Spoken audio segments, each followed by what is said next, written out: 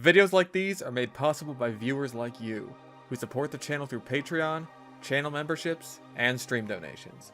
And don't forget to check out the Bad Weapon Rehabilitation servers at www.badweaponrehab.tf. Check the links in the description for more information, and let's get into the video. Boy, people sure liked watching me build that Jurassic World Evolution 2 Mega Park for several hours straight. I can't exactly whip up another one of those for you very quickly, but for now, if you want to hear me yap about dinosaurs for entirely too long, I thought it'd be fun to do a ranking video for every single species in the game. I'm also going to be ranking any instance where one species has multiple models that you can apply the full selection of skins for as their own species, because some of them are so dramatically different that they may as well be two completely different things. That doesn't apply to anything that just has a selection of unique skins like Parasaurolophus, T-Rex, or Velociraptor, so they'll be judged in full and not by each individual unique skin. This list is purely based on the design of the animal and how much I like them personally. Their effects in gameplay aren't really going to come up, but they may still subtly influence my opinions. I'll just say right now that there isn't a single sauropod in S tier. Picky little. Everyone's ranking is going to be different, and I'm sure I've put literally every single one of someone's favorite species into my lowest tier. That's just how this works. So let's start off at the bottom with D tier. Coming in last place, my least favorite design in this game is the Liopleurodon. Look, Frontier, if you're gonna add a marine crocodiliform, just add one. You have plenty of options to choose from in the Jurassic alone. Metriorhynchus, Dacosaurus. You don't have to co-op my beautiful precious Liopleurodon into being one. This design reeks of Jurassic World stylization in a bad way. Covered in unnecessary crocodile scoots and spikes with this utterly bizarre little spiky beard on its chin. And why does a pliosaur need claws on its fins? Why are you so insistent on being a crocodile? The skins on this animal are alright, but nothing to write home about, and not enough to save it from being dead last on my list. Maybe it's my bias towards pliosaurs because watching the Cruel Sea episode of Walking with Dinosaurs changed my entire life forever, so I don't like seeing depictions being bastardized to this degree. I basically never use this thing if I can help it. Speaking of bastardized designs, oh boy, here comes Deinonychus. I think Deinonychus has fallen the furthest in ranking of any dinosaur in these games from when I started playing to now. In the first game, until Return to Jurassic Park came out, I considered this just a straight up better Velociraptor for one main reason. It actually had good skins. The Velociraptor skins in that game were just awful until the final DLC came out, so having this as an option was very welcome and added a much needed splash of color to Dromaeosaur exhibits. Its design was weird, but weird for a purpose. It had to meaningfully differentiate itself from Velociraptor, otherwise they'd look basically identical since the Velociraptors in Jurassic Park were based on Deinonychus. But now, not only do we have all of the awesome movie Velociraptor skins on the Velociraptor's much better design, and not only do we have a Trociraptor in the game, which is basically just another Velociraptor anyway, but we also have far more accurate feathered dromaeosaurs in the game now. So what the hell is the point of Basilisk Deinonychus anymore if none of these excuses for his borked-ass design apply? How in the unholy fuck are all of these dromaeosaurs in the same game? That being said, the base skins it does have are still miles ahead of the non-movie Velociraptor skins, but Deinonychus is such an important and iconic dinosaur that seeing it reduced to this is just saddening to me. So, quick disclaimer, I'm not a huge fan of hybrids, just in general. That's not to say I'm dumping them all into D tier without a second thought, but when they're as uncreative as Stegoceratops, I can't really put them anywhere else. I've always thought that this was a silly idea for a hybrid. Sticking the head of a Triceratops onto the body of a Stegosaurus seems like something a small child would do in some kind of activity center game. In fact, I'm pretty sure that there was a Land Before Time game I had that let you do exactly that. It also had this bramble maze that scared the absolute shit out of me as a kid. Five Nights at Freddy's ain't got nothing on this. The additional horns and plates only serve to further dilute what should be a pretty simple design, in a fashion that's accomplished much better with basically every single other hybrid. Combine that with the fact that for all intents and purposes, it's basically just a big Triceratops with plates on its back, that doesn't even use its thagomizers for combat, and there's nothing more to it. This design just ends up feeling very uninspired. Up next we have our first of many canon designs in the lowest tier, and it's the worst one. Dear God, is the Jurassic World Pteranodon hideous. It is just an ugly animal, and the shrink wrapping on it is some of the worst that I've seen in my life. Its sunken in eye sockets make it look like it's dying, and I wish it was. While Frontier tried their best, unlike other bad canon designs, there just wasn't much they could even try to do to salvage this one. Even the tones of the skins you can choose make it look sickly. Not to mention the actual skin itself, which looks bumpy and diseased. It's a very greasy looking animal. That's one of the best ways I can describe it. The bitch of it is that the skull shape isn't horrible for a female pteranodon. It has a sexually dimorphic shortened crest and a toothless beak with a slight upward curve. Although it's a lot wider than it should be, which just ends up making its face look even more silly. I wonder if maybe we'll see this concept executed so well that it's almost like Frontier was rubbing Universal's face in it later on down the list. It's more accurate to say that this is the skeleton or first draft of a decent Pteranodon design, rather than saying there's a good Pteranodon design buried deep within here somewhere. There's not a whole lot of depth left with this creature. One canon design after another. A potentially controversial pick for next on the list is the Scorpius Rex. At least this thing is supposed to look monstrous. I found it to be a fine antagonist in the show it comes from, but as an animal I want to have in my park, it doesn't do it for me. Mazrani was right, this thing is way too ugly to put on display. I don't know why Wu got all butthurt about it. That's certainly the case with its default skins anyway. It does actually have some pretty good skin designs. I especially like how the patterns can give its venomous spines aposematic coloration. I think that if you want to have some kind of monster in your park, then the green skins in particular make it look especially toxic. But for me, that's just putting lipstick on a pig.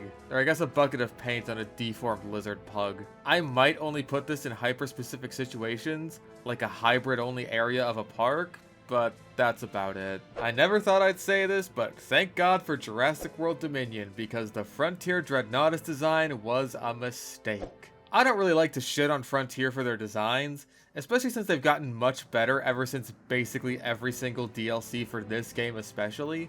But this one was just a swing and a miss. The annoying thing is that the skins for this dinosaur aren't even all that bad. For a sauropod especially, these actually have a bit of variety. And then you see its face. Now you're a believer in the Antichrist. I find it kind of remarkable how one little aspect of a creature's design can have this much of an impact. Because Dreadnoughtus' face takes up like, what, 3% of its giant-ass model? But that's enough to send it straight into the dumpster. And unfortunately, this model doesn't do enough to stand out against the other giant sauropods to make up for this. So this square-headed sad sack rests in D tier. Does Sinoceratops just look sad to anyone else? Like it's an old grandpa that knows he's on death's door, his wife's already gone, and he's kind of just waiting for the end to take him. In this situation, I'd kind of have to side with Grandpa. I utterly detest these stupid little holes in its fenestrae.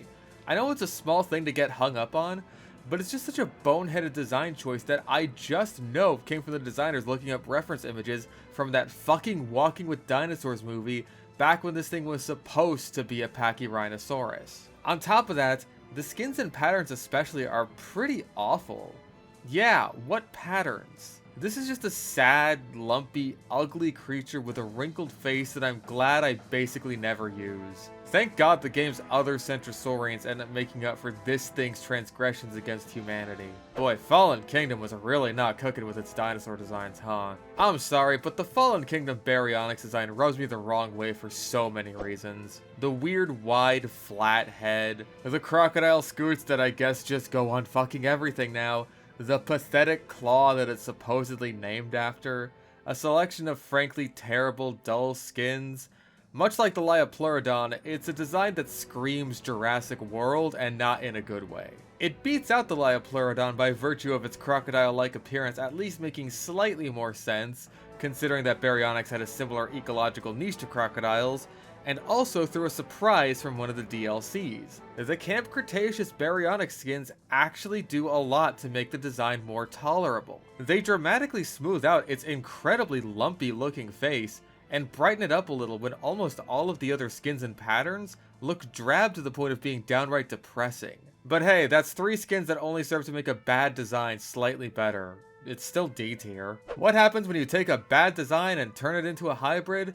Well, apparently you get a slightly better design out of it, but not by much. Despite my dislike towards hybrids, I have to give the Spinoceratops props over its fully ceratopsian counterpart. For one thing, its larger size and frame due to the sail give it much more of a wow factor, exemplified further by its honestly pretty great selection of skins, including a Lux pattern that looks striking in either day or night. On top of that, the fact that it's an omnivorous piscivore makes it much more interesting than a simple ceratopsian reskin like the Stegoceratops. And somehow, infusing it with the DNA of Spinosaurus makes it look not so fucking depressed anymore. But I still don't like hybrids, and I definitely don't like the fenestra holes, so it's only good enough to beat out one of its parent species. I doubt I'll get crucified over this one, but I'm still sure that me ranking Ankylosaurus as the lowest of its family is gonna bother some people. Like, really, Ankylosaurus?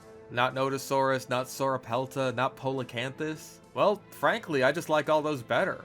I think they're better representations of their species. Or at least a species. The Ankylosaurs in general suffer from bad skins for the most part, and Ankylosaurus itself is no exception, and arguably it's the worst offender. I know it's not even all that different, but the Jurassic Park 3 one ends up being such a massive improvement on the Jurassic World skins for reasons I can barely even describe. I think it has to do with the scaling on the back as opposed to the big shiny plates that encase the armor. It makes the whole design blend together a lot better and not just seem like a dinosaur with a turtle shell. All these issues coupled with a dated design that's not iconic enough to justify a higher tier, and just not impressing as much as it should, and ultimately it's just not my cup of tea. It's an okay dinosaur, but I'd pretty much rather use any other Ankylosaur. Man, 5 franchise canon designs in a row. I swear I didn't do this on purpose. But someone did design the Camp Cretaceous Tarbosaurus on purpose, and dear God, I wish I knew why. I mean, okay, I get why. Tarbosaurus is so closely related to T-Rex that some people have proposed it may as well be in the same genus, but that's not an excuse to just make another T-Rex except spiky and with more of a Giga Chad jawline than even the Giga has. And of course, who could forget some nice rows of crocodile scoots? If I never see this in a Jurassic Park design again, I can die happy. Now, Frontier did the best they could with what they had. There's a nice selection of skins to choose from, and the animations in particular do a lot to make this more appealing, but I feel like it's just aping off the design of the T-Rex in a way I'm just not a fan of. It's not the worst, but I really just don't like it at all. Finally, breaking the trend of canon designs, we have the Elasmosaurus. God, nothing about this creature's model does it any favors. It's got this awful gnashed up dragon face with big pokey spikes coming out of it, weird mottled skin, jagged flippers, and just like Sinoceratops, it looks like it craves a death that cannot come soon enough. Its eyes make it look flat out diseased. Now I'm gonna give it some props here that it's not the worst paleo design I've ever seen. Like, Jesus Christ, 65, what the fuck is this? The skull shape is actually pretty accurate. The weird sort of scoop-shaped face with the teeth pointed out is decently faithful to the real animal, and it's at least recognizable as a plesiosaur. Also, despite the pattern being just random modeled shapes, which I'm almost never a fan of, there are a few decent skins and combinations, like Amazon Rainforest and Pelophylax, which gives it this sort of generic movie poster counter-shading thing. But the face is where I draw the line, just like with Dreadnoughtus.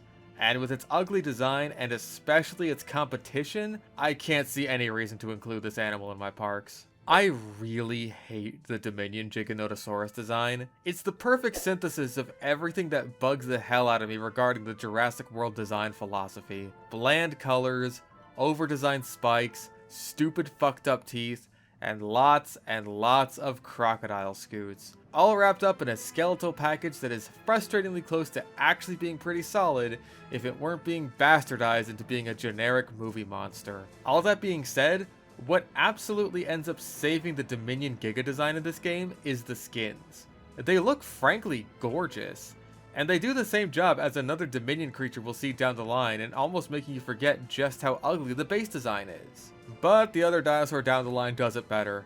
This dinosaur is just too big for me to ignore how mangled its design is, no matter how much you gussy it up with a fresh coat of paint. I want to like you so badly, Carcharodontosaurus, but I just can't. I so desperately hope that they'd update your design in this game, but no. Well, they did give it some pretty snazzy skin options. And the new roar, which takes cues from J-Pog's Carcharodontosaurus, is really nice. From the neck down, this is honestly a pretty spectacular animal. But once again, that face just ruins it for me. The face seems a bit too stretched out and pointed at the end, but it's not all that far off from a regular Carcharodontosaurus skull. I might be able to tolerate it if it wasn't for the dumb unicorn horn that sticks out right from the top of its head. It just irks me. Other designs in this game pull off the iguana spikes better, so I'm really not sure what happened with this guy. I put it above the Dominion Giga because while I find the Giga's entire design objectionable, with Carcharodontosaurus, it's just a handful of small things that end up ruining it in a sort of death by a thousand cuts way. I'm sorry, Carcharodontosaurus. You're one of my favorite dinosaurs in real life, but in this game, you're modder remodel bait. Up next is everyone and no one's favorite Pachycephalosaur. The Dracorex. All memes about Pachycephalosaur ontogeny aside, this guy does nothing for me. The face is weird, it's not particularly interesting.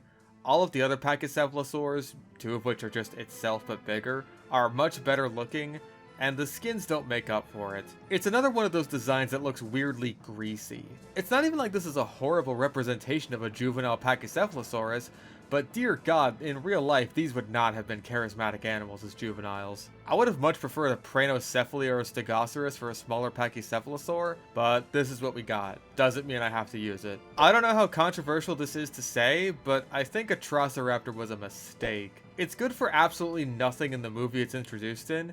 It's literally just a reskinned Velociraptor for all intents and purposes.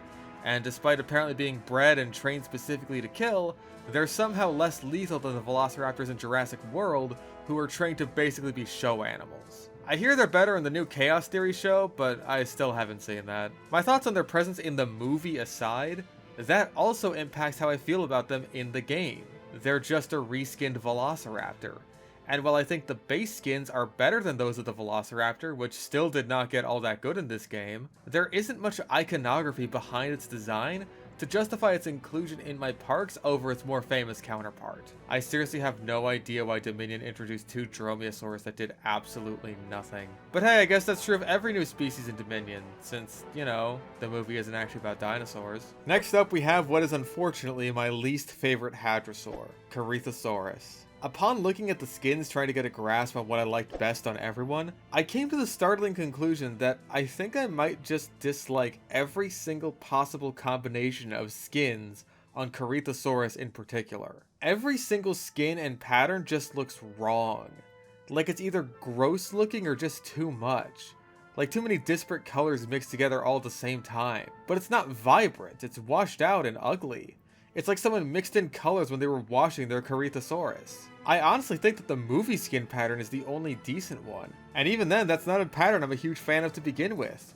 I remember the one in the movie being a bit more vibrant, and the J-Pog one looked pretty good too. That aside, this dinosaur simply doesn't have the draw of other hadrosaurs that come later on, which may be in part due to its more drab appearance, and lack of doing anything special with its crest like other later ones will do. Tylosaurus is an animal on the verge of greatness. It's so goddamn close. But the same as the Carcharodontosaurus, its stupid, ugly face just ruins everything. It's another animal that looks diseased, like it has that cancer that grows in the faces of Tasmanian devils. Just like the Carcharodontosaurus, from the neck down it's pretty good, even getting the tail flute correctly, and it has a great sense of scale and power. And the scalation is quite nice, giving it this sort of shimmering pattern while having a few decent skin options with a nice striped pattern. But its gnarly, knobbed, bucktooth face and inability to feed from shark feeders, in spite of its massive size, lands it an unfortunately low place on this list. Such a shame. Another franchise animal, but at least it's one I don't think people will get in my case for disliking. What if we took a basic pterosaur design, stuck a T-Rex head on it, removed pretty much everything about the original species that made it unique, including its damn namesake, and called it a Dimorphodon? The original Jurassic World Dimorphodon gets some points for being a small early pterosaur with a long tail, which this game is sorely lacking in. And with a minimum population of 3, it's able to comfortably inhabit a single aviary dome. But it's a pterosaur I use begrudgingly, not out of admiration. I still don't like its snaggletooth design, and the skins honestly aren't very impressive either. And with competition in terms of both small pterosaurs and animals called Dimorphodon, I see less and less reason to use this version as time goes by. Moving on into C tier, we have species that I'm much more likely to use in my parks, but that I might still find objectionable for one reason or another. And we're starting things off with the Indoraptor. This hybrid falls into a similar category as the Scorpius Rex, but lands a little bit higher because I think it's just a more appealing design. You can do some cool stuff with the skins, and it's well modeled with unique behaviors and animation sets that suit its quadrupedal lifestyle, but it's just not a dinosaur. It feels so difficult justifying its place in one of my parks, especially considering my knowledge of the movies, knowing this thing was bred as a weapon rather than an attraction. I know I can divorce myself from that association, but without that association, would I even want to use a hybrid to begin with? Let alone this one? I don't think so. Overall, it's just not my thing.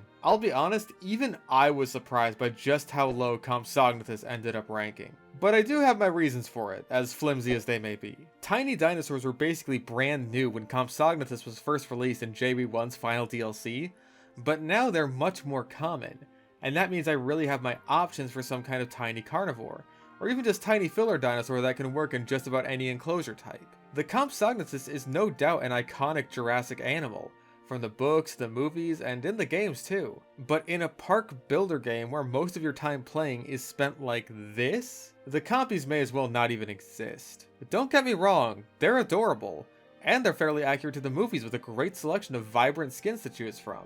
But unless you go out of your way to look for them, you're just never going to be able to see them, and there's better designs that I will actively want to go out of my way to look for later on down the line. Up next is another hadrosaur, Centausaurus. I don't think there's a lot wrong with this design necessarily. My main issue is just that the skins aren't particularly interesting, or maybe it's not that they're uninteresting, but something about a lot of the skins just seems off to me. Like the darker ones are incredibly saturated, while a lot of the lighter ones are different shades of beige, which all kind of blend together. The crest is nice, which I can't say for Corythosaurus, but the body and pattern just don't do anything for me. I know Maiasaura is the meme pick for everyone's least favorite hadrosaur, but I still think it's a step up from this. Not a bad dinosaur, like I said, nothing against it. I just think pretty much every other option is better. Hyangosaurus is very cute. It makes adorable noises, and its small size is a big bonus to its cuteness factor. But honestly, even with all that going for it, I still prefer all of the other stegosaurs. Each of them has something going for them that the Hyangosaurus simply doesn't. But I'll talk more about that when I get to each of them. For now, while Hyangosaurus isn't bad, it's almost never going to be my first choice when adding a stegosaur to my parks, and I'm probably just going to be adding it alongside one of the other small Asian stegosaurs to fill up space instead of making anything based around it specifically. Also, the fact that this is a deluxe edition animal is weird. Please stop charging us for things we already bought in the last game when you make JW3 Frontier, please and thank you. The Megalosaurus model has always looked just a bit off to me, and I think it all comes down to the shape of the head. Despite being one of the first dinosaurs discovered, Megalosaurus is not a well understood animal, but by looking at the skulls of close relatives like Torvosaurus, we can expect a relatively flat, almost rectangular skull. But this Megalosaurus has a very wide skull. It looks like it has puffed up cheeks or something. I don't mind the spikes down the back of the neck, and it has some really nice skin patterns, but this weird T-Rexification of the head sends it down quite a few notches for me. While it's never sat quite right with me, it's not a design as egregious as Tylosaurus or Carcharodontosaurus, where a weird head has totally ruined it for me. I just think it looks a bit off. To be honest, I have nothing against the Apatosaurus, except for the fact that the JW games got the feet wrong when the Jurassic World movies actually managed to get that right, which is fucking bizarre since I've never done that before or since. But I have nothing nice to say about this animal either. It's simply there. It's plain, uninteresting, milquetoast. Synonyms for boring. It's inoffensive, but at the cost of being expressive, and it gains no points from me for that. It's very fitting as an early game basic sauropod, but I feel like despite being what should be a centerpiece, it ends up working best as a supporting player. I'm surprised I was able to talk about it for as long as I have. Lystrosaurus ends up suffering from a lot of the same problems as Compsognathus, but it has its ups and downs compared to its diminutive companion. For one thing, Lystrosaurus is a theraspid, which is weird and unique and different, and I like that. It's also a very small herbivore, which is also unique, and it fits a lot better into herbivore enclosures since all you need to do is provide the necessary ground foliage instead of having an additional carnivore feeder ready. One of the downsides though is that it frankly has very weak skins. I understand why this is the case. Being closer to mammals, it's probably difficult to be more colorful when most mammals today simply don't look like that. I mean, imagine if they did add Smilodon to this game. Would you want to see a green one? I don't think so. Although Frontier, if you add Megatherium to the next game and add a green skin that makes it look like it's covered in moss, I will give you my life. Another thing is that it's a Theraspid, so it doesn't really fit in with any existing animal in the game outside of Dimetrodon. This means that if you want to make something accurate and not haphazardly thrown together, Lystrosaurus kinda sticks out like a sore thumb and needs its own little area, like the one it got in my Mega Park. And while it's a decent side attraction, I think it would really benefit from a larger Dicynodont companion like Placerius or Ischigualastia, or hell, even an unrelated Paleozoic herbivore like Scutosaurus. Some other Permian or early Triassic animals that help it feel less lonely and isolated. Archaeornithomimus really shouldn't be in the game. It's only here because of a throwaway joke line in Jurassic World, so that apparently meant it had to go into the Park Builder tie-in game series. Of the Ornithomimus in the game, I find this one to be the weakest, but it still has its strengths. Its tail is weirdly stubby and it's got a weird pot belly, but the skins are quite pleasant overall, and it's not such an eyesore that I don't mind using it as a bit of filler in an enclosure that benefits from its inclusion. I find it to be largely inoffensive. Yes, I prefer the Frontier Kentrosaurus design to the Camp Cretaceous one. This design absolutely has its benefits, like its more striking skin patterns, but I think it's just too big. Plenty of designs in this game get oversized a bit, which I think is fine, especially with how inconsistent the scaling in this game is. But for Kentrosaurus in particular, I feel like this design just kind of ends up stepping on the toes of the larger Stegosaurs and takes away one of the aspects of Kentrosaurus that makes it unique. And sure, there's plenty of smaller Stegosaurs in the game, but as far as I'm concerned, Kentrosaurus is one of the better ones. Also, in general, I feel like the art style of the Camp Cretaceous show just doesn't jive with the style of Jurassic World Evolution all that well. One is much more cartoony, while the other can border on semi-realistic. Some of the designs from the show work fine, but others, like this one, don't really sit right with me. I don't hate this design, but I prefer to use the more accurate version. As I mentioned before, I found that in the last game, Deinonychus was a design that was saved by its selection of great skins, and Monolophosaurus falls into that same territory for me. The skins can be downright amazing, but the animal's model feels so out of place. It's show accurate, don't get me wrong, but even disregarding my earlier thoughts on the show's Kentrosaurus model, the show gave this species in particular a kind of weird and ugly model. Its head looks oddly smooth, it's got these kind of bug eyes, and the modeled green skin from the show is easily its worst look.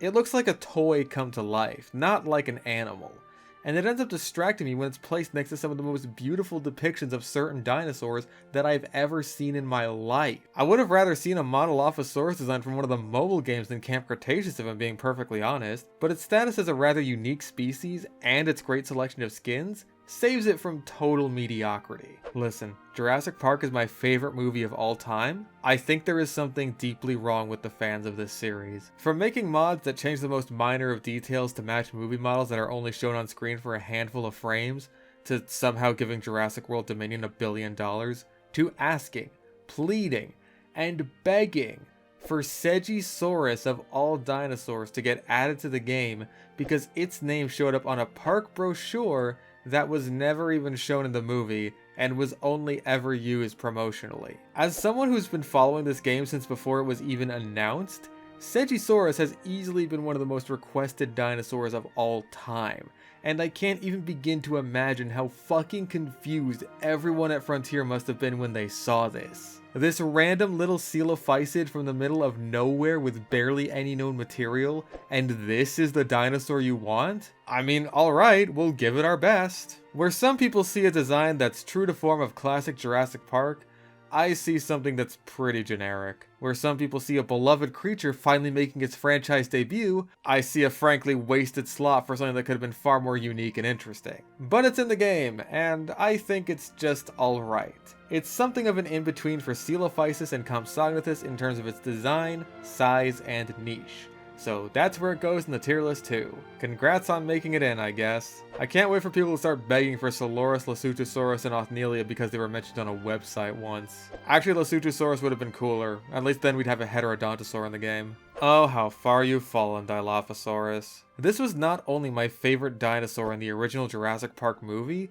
but one of my favorite dinosaurs to use in JPOG, just because of how much fun it was to see them use the venom spitting behavior we see them use in the movie to hunt their prey. And unfortunately, that's been replaced by having the Dilophosaurus essentially be a diet raptor with a funny frill that it doesn't even use all that often. To go on a mini rant here, one aspect that makes the Dilo my favorite dinosaur from the first movie, despite its inaccuracies, was its ability to turn from seemingly cute and harmless into a serious threat very quickly. The Frontier model completely lacks that cute factor.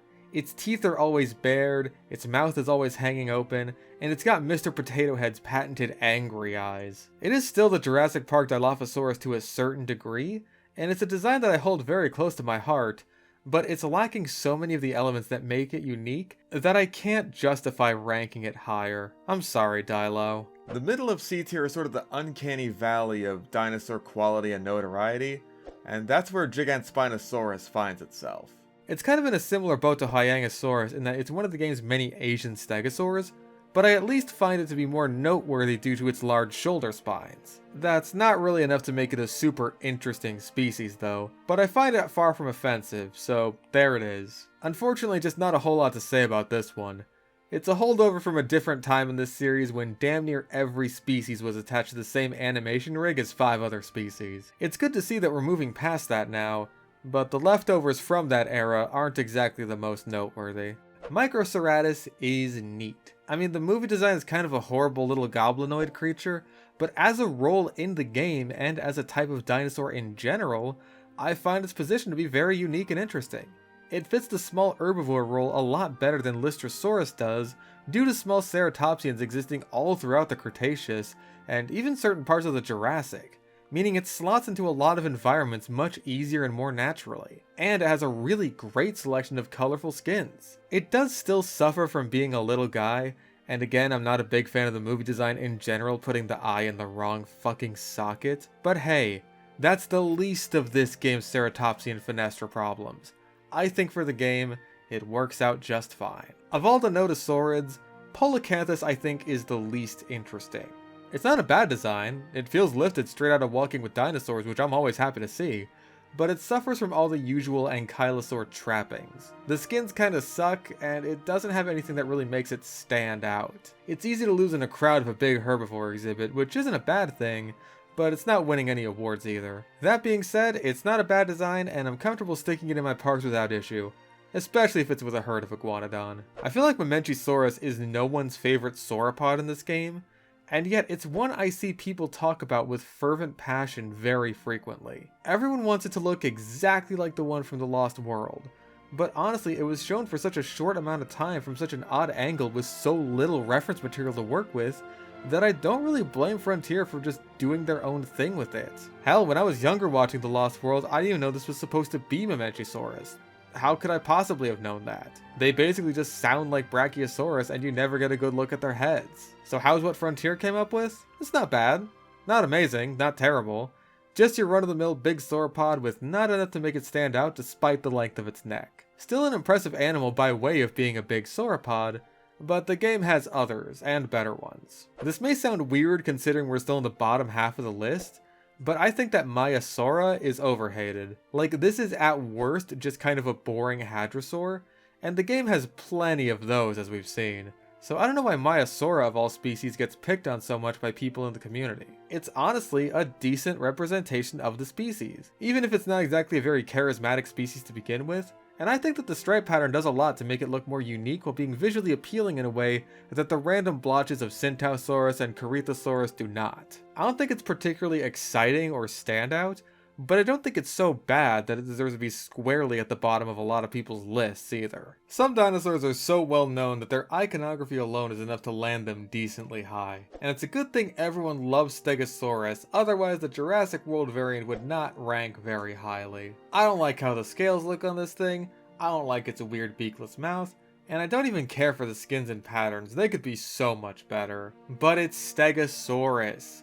It's like the most dinosaur-y dinosaur out there. Even if this most grotesque animal was a freak of nature, it's just good enough at its job of being Stegosaurus to land itself in a decent spot. Oh boy, speaking of a freak of nature, more crocodile scoots! Okay, maybe I'm several different kinds of biased here. For one thing, Allosaurus is my all-time favorite dinosaur, so I hold depictions of it in very high regard and expect people to be as unreasonably respectful towards it as I would be, because I'm an insane person. For another thing, I feel like the canon Allosaurus design has just been continually regressing, or maybe it's just in a perpetual state of disappointing me specifically. Like, you start off with it in Fallen Kingdom, and while the skull shape is fantastic, it's just some random nothing dinosaur that eats a lava rock and is yet another bland gray addition to the Jurassic World roster. But then the design for Battle at Big Rock comes out, and it's like, oh shit, now he's blue and tan with prominent crests and midline spines, and he's getting properly pronated wrists? Now that's what I'm talking about.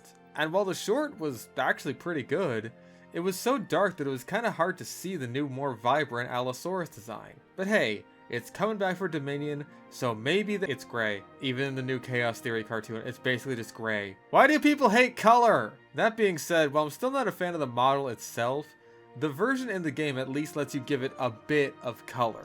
Like, this is just the JPOG Allosaurus, and this one's close enough to the concept art, but it's still overall a bit too generic Jurassic World for me. I much prefer a more grounded take on Allosaurus, but this is still identifiable enough as an Allosaurus that I'm willing to give it a pass. It probably won't come as a surprise to anyone here that I'm biased towards feathered animals, so I'm willing to bump up a design that I don't even like all that much, just because it's got some nice feathers on it, which the Dominion variant of Dimorphodon does. And not only that, but the skin texture in general just looks a lot nicer, and the skins and patterns are miles ahead of the Jurassic World variant. It's still a horrible, ugly creature, but one I'm much more tolerant of. I will use this model over the original any day of the week. We started off C tier with a movie hybrid, and now we're ending it off with one. Well, it's not the highest ranking hybrid, but the Indominus Rex is something I feel much more comfortable keeping in my parks, considering it was actually designed to be a theme park attraction.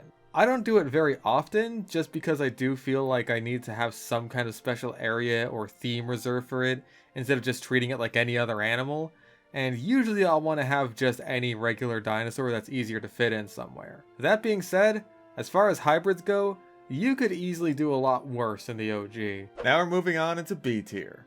Designs start to get a lot better from here, but they may not necessarily be the most exciting species, or maybe they still have a few problems. But overall, it only gets better from here. I think the Gallimimus ultimately suffers from the design that the original movie gave it. I don't mean to say that in regards to feathers or anything like that, I just mean the skin pattern. A handful of stripes going down the back, and that's it. That's all you get. Considering the other ornithomimosaurs just have way better skins, and Gallimimus isn't quite large enough to get a proper sense of scale for how big it really was in comparison, it ends up getting left behind its contemporaries, which I think is a shame. It still does its job fine, and there's not a whole lot wrong with it. It ends up being a perfectly fine representation of the movie Gallimimus.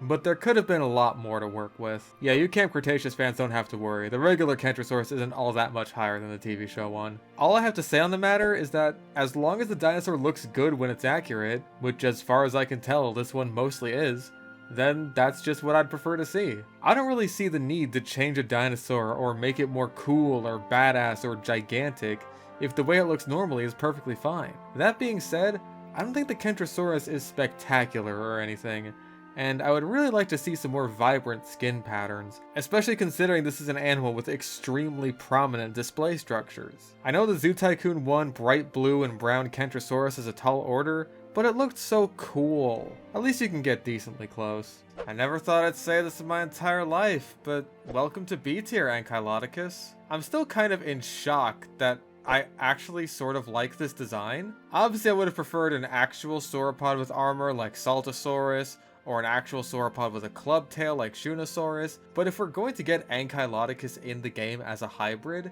then giving it a makeover is the next thing I would have asked for. Like, if this thing kept its design from the first game, it would have been in last place, easily. It was the ugliest thing in the entire world. The ankylosaur armor looked like a skin condition, and its face was downright ghastly. But they actually redesigned a dinosaur from the ground up. And honestly, that gives me a lot of hope for the third game and some of the more maligned dinosaurs on this list. Maybe there's a bit of hope for them. I always loved the Camarasaurus in J-Pog. The game only had 2 sauropods in it, but having one that was on the smaller side compared to the basically invincible Brachiosaurus was great for variety. Now that giant sauropods are vulnerable to basically anything that walks on 2 legs, it kinda loses a bit of that unique factor, but I still like it for what it is. It's easy to identify as a Camarasaurus, which I find important when it comes to dinosaur designs, especially sauropods who can all look very similar. But if I had to complain about something, its face makes it look a bit stupid. Not that these would have been particularly bright animals, but it always looks like it's making stupid noises out of its mouth. Other than that, I think this is a pretty decent depiction of an animal that, despite being well represented in the fossil record, is relatively underrepresented in paleo media. Speaking of underrepresented, the Triassic in general. We still have no Plateosaurus, but we have Coelophysis, and that's nice to have. It's a good model, a good representation of Coelophysis. The one small thing that bugs me is the pattern. The sort of bony spinal pattern is neat, but it looks a bit too uniform on a big group of randomized individuals. It's not so bad that I prefer it without a pattern, I just wish there was maybe something else go along with it is all. Overall, it's a dinosaur that I'm always happy to have. Triceratops deserved to get a variant for the Jurassic Park model. I know it's not even all that different, but goddammit, the Jurassic Park one is just better. I mean, you're not exactly missing out on much by picking it alone in terms of skins. Brown, green, gray, and red is about all you're gonna get there. And of course, the pattern almost completely ignores the giant display structure on the animal's face for a few stripes down the back. Which look fine, I guess, but god, just compare that to how the scales look on the Jurassic Park one. The eyes are so much more alive and vibrant, and for crying out loud, it's even got the nipple scales. This version is the only thing keeping Triceratops up this high, because I just don't think the Jurassic World model is very good. Which is a shame, because it's Triceratops. It deserves better. Albertosaurus would likely find itself a lot higher if not for its skins and its skin. I think I mentioned this before in a video that basically nobody watched, but the Albertosaurus skin texture just bugs me. It looks too shiny, like it's made of plastic or something, and the skin pattern in general just doesn't do it for me. I'm not a fan of just adding random mottled colors onto the model, and definitely prefer something more striking and intentional. Not to say that mottled colors don't exist in nature or can't work, but the examples in this game like the Elasmosaurus, Liopleurodon, and now the Albertosaurus just aren't cutting it. It's not a bad model, and it's an impressive dinosaur, but it's one of the few where I genuinely prefer it to have no pattern at all. I always like to give points for including a group of dinosaurs that otherwise has limited representation. It's easy to throw in another Hadrosaur or Dromaeosaur, the game's got loads of those. But Abelisaurs? Well, Carnotaurus and Majungasaurus are your only options there, but they're good options. Majungasaurus is definitely a bit more dull than Carnotaurus, but it's by no means a bad dinosaur to have. However, we're entering pet peeve territory again. This applies to both of the game's Abelisaurs. Why do they have elbows? Their arms should be flat up against their bodies, just fucking Allura Titan ends up finding itself lower than I initially expected it to, primarily because of an issue that seems to plague so many Hadrosaurs in this game. The skins. I do like how the patterns affect the crest color, which they should, but the combinations aren't always the best. Like this one looks like basically nothing on the light skins, but then you try the dark skins and there's way too much contrast. It almost looks like a Lux skin. But then if you try this one that blends the stripes in a lot better, it's almost just a black silhouette with a bright purple crest. It just doesn't look quite right. Now there are plenty of combinations that look just fine, but for what a vibrant animal this should be, it ends up being a bit disappointing that there aren't any real stunners like there were in the first game. I do like how they tried to give the model the horrible flesh mittens that real-life Hadrosaurs had. That's a nice touch, even if they don't look quite exactly right. Good old Struthiomimus, the backbone of every park's beginning. Frontier had a tough job on their hands with this one, considering it's basically a dinosaur you can't get sick of seeing no matter how many times you start a new park. But I think they did a good job with this one. It's got a charming design, it looks just stupid enough that you want to protect it from harm, while being just vivid enough that it actually works quite well as a more decorative species later on in your park's lifespan. The skins and patterns are all quite good. It's just a very pleasant design, and my favorite of the normal ornithomimosaurs. For the most part, this guy gets here through the iconography status of being the de facto pachycephalosaur. He's the biggest, and their head buddy behaviors are fun to watch, but it's still not my favorite out of his family or even his species. I'm sorry, I just can't get over the fact that 3 out of 4 pachycephalosaur representatives in this game are literally just different growth stages of the same animal. The skins for this species have always just looked a bit off to me, like it's always been a bit too muted or washed out. I think it ends up making them look older than they should. I would have preferred more vibrant blues for the base skin. The J-Pog one did the colors pretty well. The other skins also leave a bit to be desired, and I'm not the biggest fan of them, but I can't exactly hate the species itself. Colors aside, it's a good representation of the Lost World Pachycephalosaurus. You're not special. We all wanted this to be like the prehistoric planet Barbarodactylus with the classic Nyctosaur weather vane crest instead of having a skin covering on it. We were all disappointed when we saw that's what this was. Also, being a Nyctosaur, this thing really shouldn't have fingers, but I barely ever get close enough to my pterosaurs to notice that sort of thing, so that's minor. All that being said, this is a very aesthetically pleasing pterosaur if you just kind of ignore what you'd really prefer it looked like based on the name attached to it. The skin selection here is marvelous, and the crest is used to its fullest as a display structure. Even if I wish the skin wasn't there. Alright, I really can't ignore what I wish it looked like, I'm sorry. Another little guy, but he's got feathers and that makes him good. Yes, I am that shallow. I actually really like the Dominion Moros design. It's very cute. I just wish it was a bit bigger. It would have been awesome to have an actual size Moros as a small feathered Tyrannosauroid on the level of something like Stokesaurus, but oh well. As it stands, I'm more than happy to use this as what I consider to be more visually appealing compies. I just like feathered dinosaurs, simple as. 2 decent Dominion designs back to back, who could have guessed? Not everything needs to be as terrible as the Giga. I much prefer the Frontier design over this one. The more sallow posture and wrinkles on the cheeks that always seem to catch the light and draw attention to them make this one seem very sad. But this is still a really good iguanodontid representation. I think it's nice to have a variant like this, which you can basically use as another species somewhere else in your park. Especially when iguanodontids were so commonplace that iguanodon itself was a wastebasket taxon for a while. This one's not bad, but I'm pretty much never going to use it over the original. Sierradactylus is a pterosaur that I don't exactly have anything negative to say about. It's a fine design for the most part, and I'm happy to have it in my parks when it's suitable. All I can really say is that the crest doesn't totally do it for me, and if they were going to include it at all, I kind of wish they'd gone the route of making it more colorful like they do for some of the other pterosaurs display structures, which some skins do, but not enough. But honestly, this is mostly just a really nice pterosaur, and I'm always happy to see some classic novel representation. Something else I'm always happy to see is more Triassic representation. I really love how the Herrerasaurus looks in this game, and also how it sounds. The kind of raspy wheezes it makes really makes it seem primitive. And its basic design works in its favor because, yeah, that's kind of just how early theropods were. Really, the biggest thing holding back Herrerasaurus for me is the pattern. Now, this is another species like Albertosaurus where I think the random splotch pattern just doesn't look very good on it. And I'm especially upset at this one because the skin pattern it had in the first game with the null, alpine, and woodland skins was really good. It's another species where I honestly prefer to go without a pattern altogether, but that just makes it seem even more basal and primitive, which ends up working out for me. I want to put Carnotaurus a lot higher, but I can't bring myself to do it because it just doesn't look quite right. The Fallen Kingdom Carnotaurus is like the only time that movie genuinely knocked it out of the park in terms of creature design, because that Carnotaurus is actually beautiful. And even though Frontier is working with the designs from the movie as a reference, it just doesn't look right. Its head looks too squished in and not stocky enough, it looks weirdly skinny, and it's got these bulging bug eyes that just look off. But for the most part, it's still a pretty good Carnotaurus. The one Dominion skin actually looks a lot better and fixes quite a few of these problems, and it's got a fair amount of good skins on top of that. I like the one that makes it look like mint chocolate chip ice cream. Now you want something with some really good skins, Troodon's got you covered. The skin and pattern combos you can get with this species are surprisingly good.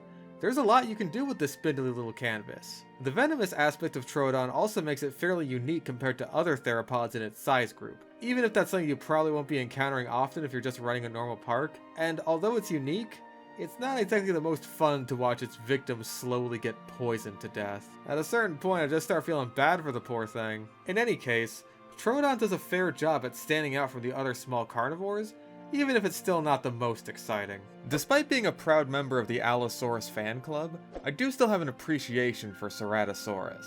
I think the fact that this has been the early game theropod for 2 games in a row now makes it a little bit tough to stay excited about though, especially considering Ceratosaurus really didn't benefit from the new skin system as much as a lot of other species did, with there only being one actually good pattern to choose from. All that aside, the skins that look good on it do look good, and I think it actually looks better than the version from the movie this is based on. Mostly because that model is literally just a T-Rex with a horn. And at least this one can do more than smell a stinky pile of poopy. Chasmosaurus is just cute. It's small, it's got stubby little horns, and it has a nice big frill that can get some really interesting patterns on it. It's certainly not the most impressive dinosaur, but I don't think it's trying to be either.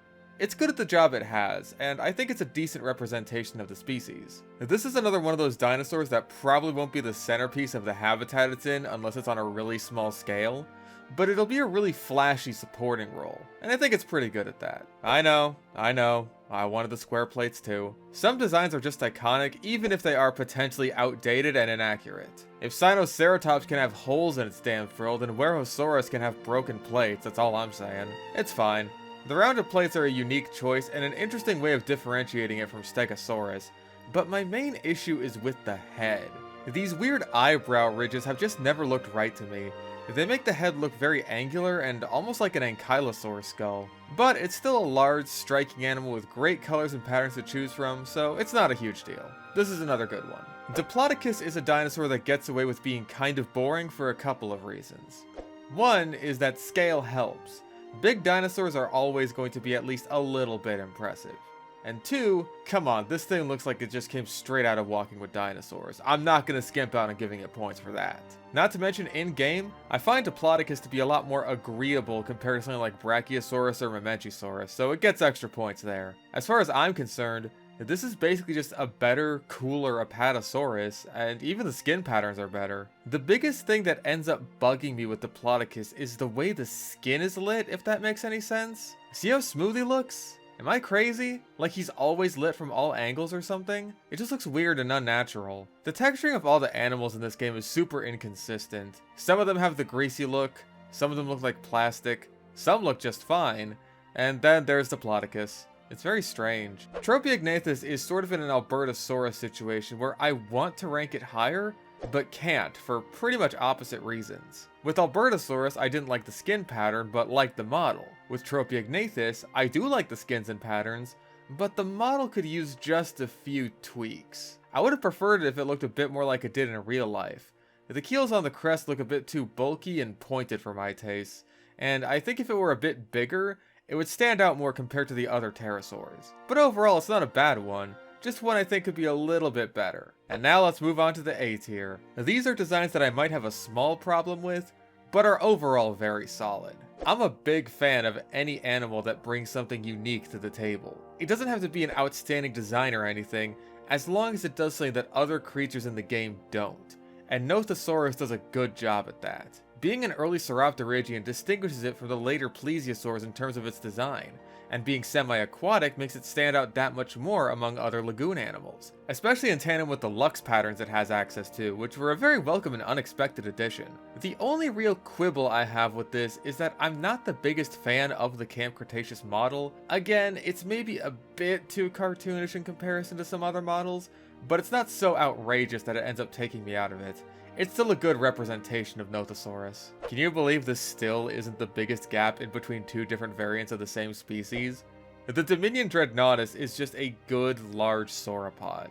It has surprisingly decent skins, it's impressive in its size, and even has a fairly unique posture compared to the more vertically oriented Macronarian sauropods, or the more horizontally oriented Diplodocids, being at a sort of slanted angle.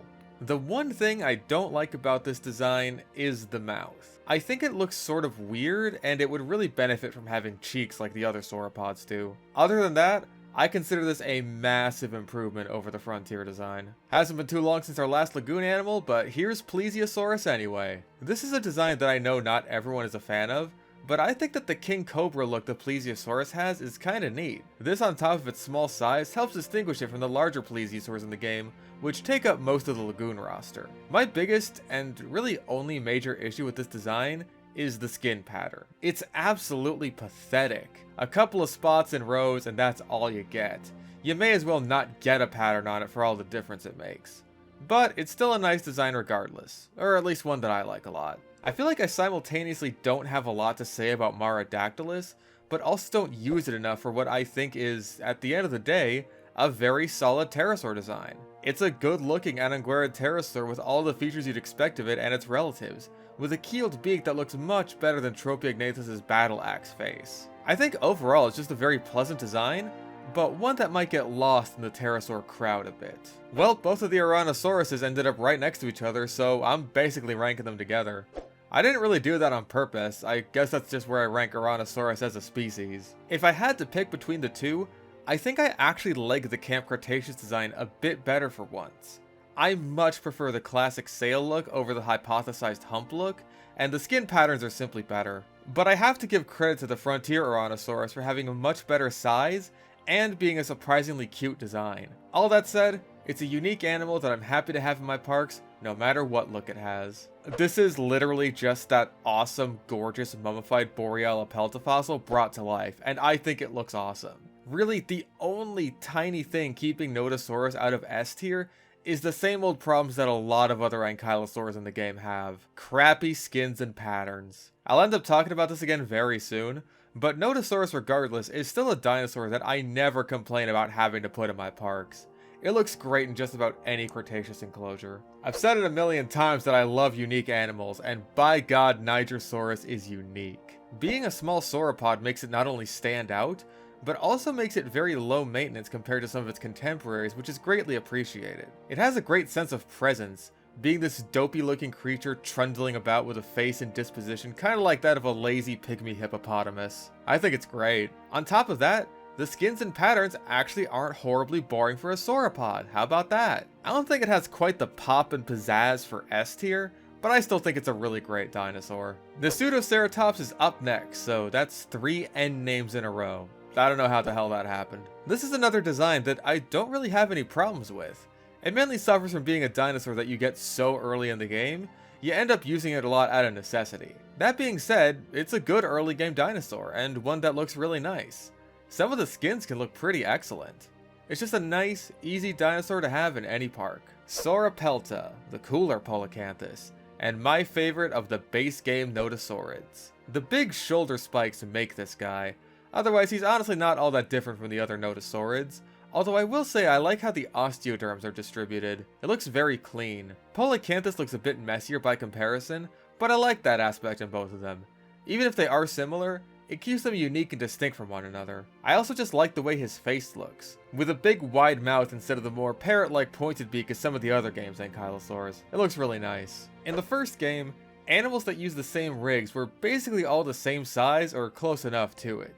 So all the tiny Asian stegosaurs were about as big as Stegosaurus itself, all the ceratopsians were as big as Triceratops, and all the ankylosaurs were as big as Ankylosaurus. When this game came around, those smaller species were shrunk to better represent their actual sizes, and if you ask me, no two species benefited from that change more than Crichtonsaurus and Chungkingosaurus. These things went from kind of bland side grades to their more famous counterparts to being downright adorable in their tiny new forms. If I had to pick one I like better, I would say Chungkingosaurus for all of the ankylosaur reasons, and also Crichtonsaurus has a little bit of that greasy look. And I know I said gameplay didn't factor into this, but it's also weirdly expensive to dig for and research, while the little chunky boy is right there for you at the start.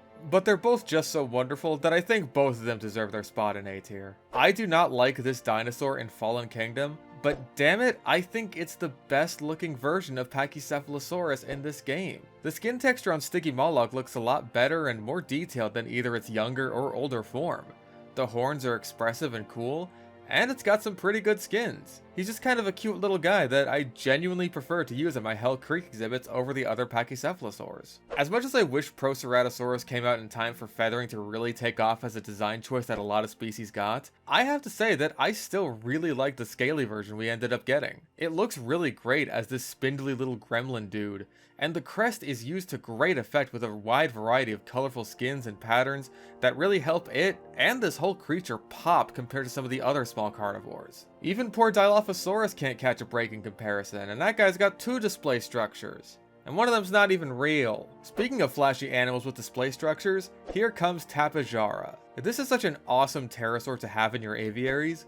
They're so distinctive and colorful. Not only are they a unique pterosaur body plan with the short beak and giant headgear, but the skins and patterns are what really makes them pop. My biggest complaint is a complaint that I have with basically every pterosaur, which is that it's an obligate piscivore when this species in particular really should be a frugivore. I think that would make it more unique as the only herbivorous pterosaur in the game, but oh well, what we have is still good. I don't know how controversial of a take this is, but I think that the game's Torosaurus is just straight up better than Triceratops. The frill is taller and more impressive, the patterns give it eye spots, which is distinctive for a display structure and evokes the Walking with Dinosaurs Torosaurus, the skin texture is much nicer, and the face isn't stuck in a perpetual state of sadness unless you pick exactly one skin.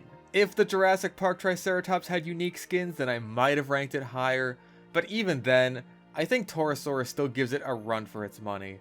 I think this is just a really pleasing ceratopsian to have. Now if you really want a tall and impressive frill, Pentaceratops is the dinosaur for you. Now that right there is a display structure. Not only is this just a fantastic looking Pentaceratops in general, but it feels so unique from the other ceratopsians with its surprisingly tall gait. It's a bit odd looking, but it makes it stand out so much more compared to a humpbacked elephant with what can generously be called a Sinoceratops skull grafted onto it. I think this has the potential to be both a crowd filler in giant enclosures or as a centerpiece in smaller ones. Overall, it's just really great. I don't say this to hybrids a lot, but I'm glad to see you back, Spinoraptor. With all the additions the new game has to offer, like mixed species social interactions, multiple animals interacting on a feeder, and of course the new skin system with the new Lux pattern, Spinoraptor ate good with its inclusion in this game. This hybrid ranks above the rest for the main reason that it seems like the most plausible for the candidacy of actually being a potential dinosaur. Maybe one day we'll find some weird Unenlagine dromaeosaur with a freaky ass sail on its back, and look back on this design with a sense of smug self-satisfaction for liking it all along. Until that happens though, please stick with this design philosophy for any future hybrids instead of whatever the hell you were cooking with Stegoceratops and the previous game's Ankylodocus. Please and thank you, Frontier. I may get a little bit of heat for keeping one of the series' most iconic dinosaurs just shy of the top 50. My reason for not ranking this higher honestly mainly comes down to the Jurassic World design. I know I gave Jurassic Park fans shit for dissecting tiny minutia and animal designs, but not only do the Jurassic World Velociraptors still have terrible skins and patterns outside of the movie ones, but their model is just a bit off in a way that the classic movie ones are not. Maybe it has to do with the eyes. They kind of blend into the world model while they pop a lot more against the skin tones of the classic skins. Especially the Jurassic Park 3 ones, which are the best ones by the way. The movie skins are fantastic, but being basically restricted to using the movie skins instead of being able to really make an interesting new Velociraptor is what ends up putting this guy a bit lower than he probably deserves to be. And here's someone who made it a spot above Velociraptor for basically the complete opposite reason. This is the power that having really good skins holds. It elevates even a mediocre model into something way better than it should be, especially on a group of animals that doesn't typically have that sort of thing. The Jurassic Park 3 Brachiosaurus always sticks out in my mind for that one really creepy shot on the river scene in the movie where it just stares into your soul. But in the game, it sticks out because I think the head crest looks not quite right. Like they ran out of clay halfway through sculpting what a normal Brachiosaurus skull looks like. Or rather a Giraffatitan skull, but same difference. But this is a dinosaur in the top 50. And you know what? In spite of my grievances with the model, it deserves it. Thank God for a sauropod with actually interesting skins. And hey, here's a sauropod with a really interesting model. Alamosaurus is just cool looking. It's a sauropod I'm always excited to put into my parks because I just think its design is nice to look at. The spines all over the neck give it a nice striking silhouette that helps it stand out from other sauropods. The head is a nice unique square shape that doesn't look ugly as sin or stupid, even if it's not quite Titanosaurine.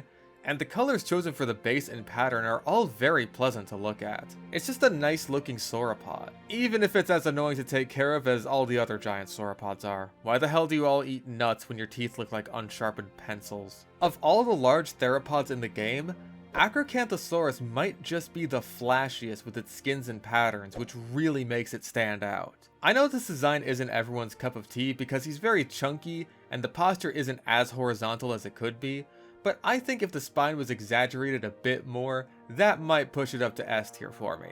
But overall, I still think this is a really good looking dinosaur. Even with the more tame skins and patterns, it looks very natural without looking dull. I think it's really cool. Dull skins are just about the only thing keeping the Brachiosaurus out of S tier.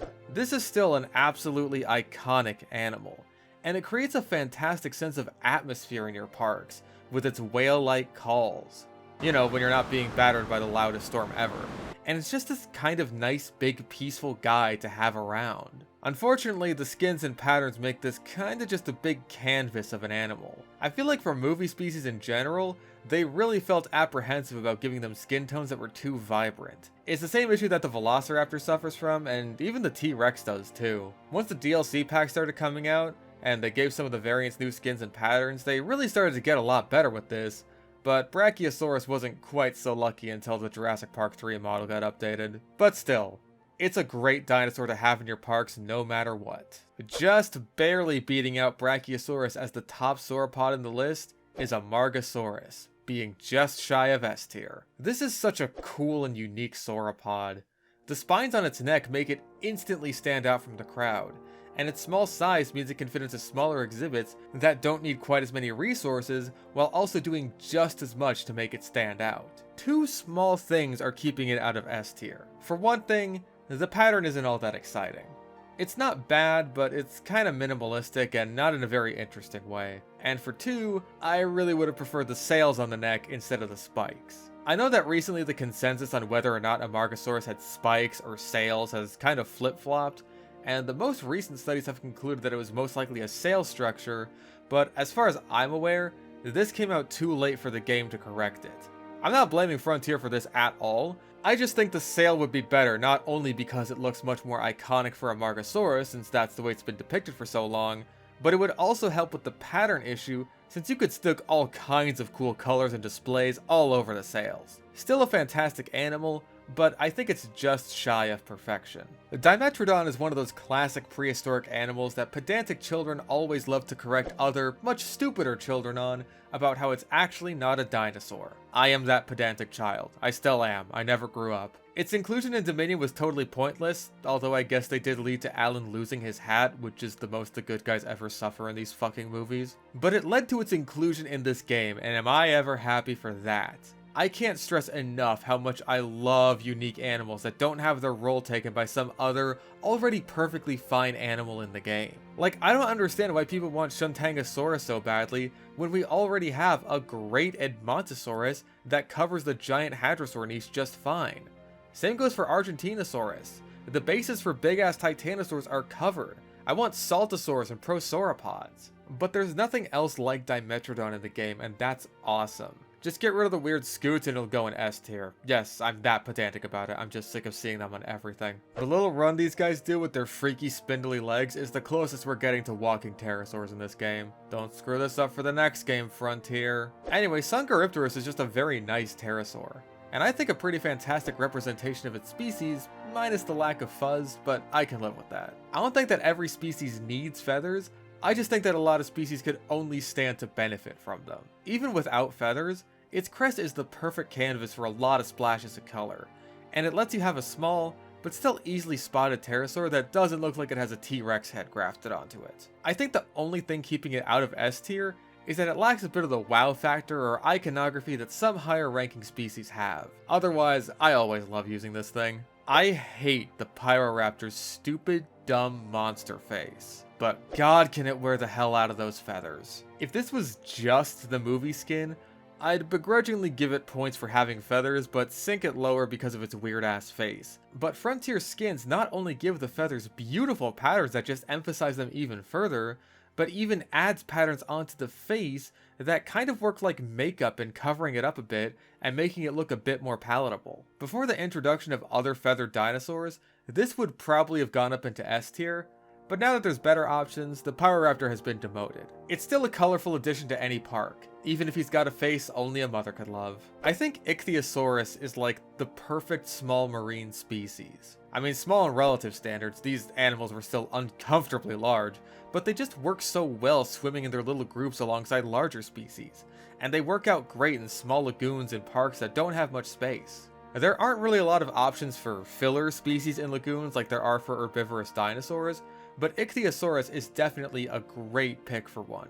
Unlike the similarly small Plesiosaurus, it actually has great skins and great patterns, and on top of that, their dolphin-like appearance is very charming and definitely evokes those sort of SeaWorld vibes that lagoon parks or lagoon areas will want to bring to mind. My biggest issue with them is an issue I have with basically every lagoon animal. I'd like to see them interact with the surface a lot more. Seeing them breach or porpoise considering their dolphin-like appearance would be especially nice. Zoo Tycoon 1 was having marine animals breach, and that was like 23 years ago. There's no excuse anymore. Finally topping out A tier is one of the biggest improvements from the previous game, the Muttaburrasaurus.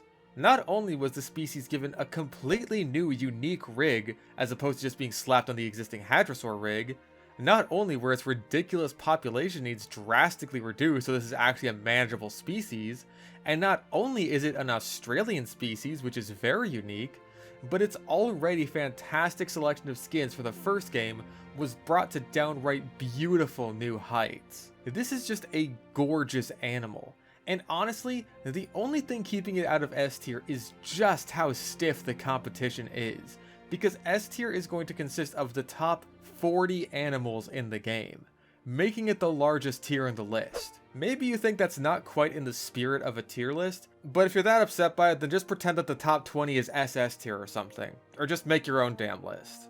Now let's get into it. With Parasaurolophus, the name of the game is variety. You have a movie-accurate model with a fair selection of skins to choose from that generally looks very pleasant and is instantly recognizable as Parasaurolophus. However, on top of that, you also have deluxe skins from the Camp Cretaceous DLC, which look pretty awesome. Turning dinosaurs into designer glowfish is definitely one of the more creative approaches that the franchise has taken, and I think it translates fantastically into the game. And on top of that, you also get access to the Dominion redesigns, which if they had gotten their own set of skins, would have probably taken this spot on the tier because they just look great. As it stands, I think that this is a wonderful Hadrosaur for basically any occasion. Aw man, and this isn't even the biggest middle finger in the face of the Jurassic World Pteranodon yet. Jurassic Park 3 is not a very good movie, but damn its Pteranodon design gets it. Like, the only thing I don't like about it is the teeth. The name literally means toothless fucking wing, but whatever, it's not like I'm staring into this dude's mouth all day long. And giving this model actual skins is seriously the best thing that Frontier could have possibly done for people actually using Pteranodon in this game. There were times when I'd try to use the old model, maybe the variety in color would make up for the sheer ugliness, but nope, back to the JP3 one. And now I have no excuse to ever go back. The model is better, the skins are better, the texturing is better, and teeth or not, this is just a fantastic design for a Pteranodon. Pachyrhinosaurus is such a cool ceratopsian. Everyone else just invents 5,000 different ways to stab the shit out of their enemies in different configurations. Well, this guy just glues a boulder to his face and he's good to go. I love the skin texture of this species. He looks scaly in just the right way.